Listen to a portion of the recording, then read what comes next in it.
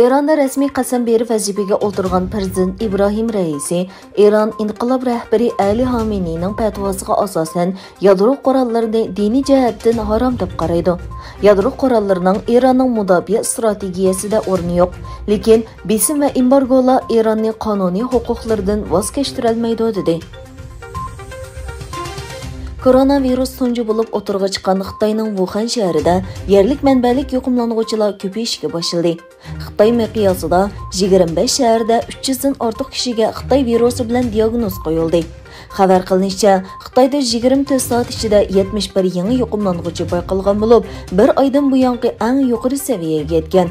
Xitoy ko'chmanlar idorasi to'nogin e'lon qilgan bayonotida zarur va jiddiy bo'lmagan ahvol ostida chegaradan ayrilmoqchi bo'lganlarga pasport yoki hech qanday qonuniy hujjat berilmaydiganligini bildirdi. Qozog'istonning Oqmo'la rayonida qattiq bo'ron ta'sirini ko'rsatdi. Qattiq bo'ron sababli energiya yetkazish liniyasi va daraxtlar o'rilib tushdi. Uylarning o'g'isi uchib ketdi. Rayondagi bo'ronning ta'siriga uchragan kentlarda jiddiy holat e'lon qilindi. Egilanishicha, hozirgacha hayotidan ayrilganlar to'g'risida doklad yo'q. Amerika Kengash palatasi Cumhuriyetçiler Partiyasining Kengash palata a'zosi Ron Jonsonning Meksika chegarasidagi tam turini bekor qilish qarorini to'xtatish uchun sungan qonun loyihasini tasdiqlamadi. Prezident Joe Biden sobiq prezident Donald Trump yo'l qo'ygan Meksika chegarasiga tam selish qurilishining federatsiya mablag'ini tutib qolgandan keyin Cumhuriyetçiler buningga qarshi loyiha sungan bo'lib, Kengash palatasining rad qilishiga uchirgan. Xitoyning janubidagi Guangdong o'lkasida Lobang tayfun bo'roni sababidan ogohlantirish signali tarqatildi.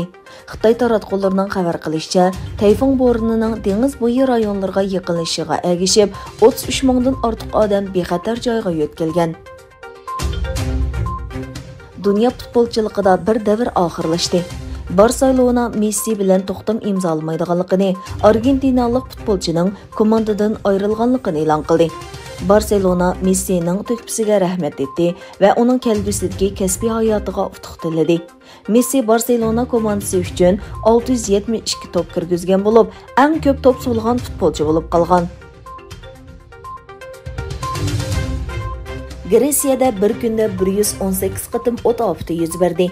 Peloponnesidagi Iliada o't tarixdagi tunji olimpik tanarkat musobaqasi o'tkazilgan Olimpiya shahriga yetib bordi.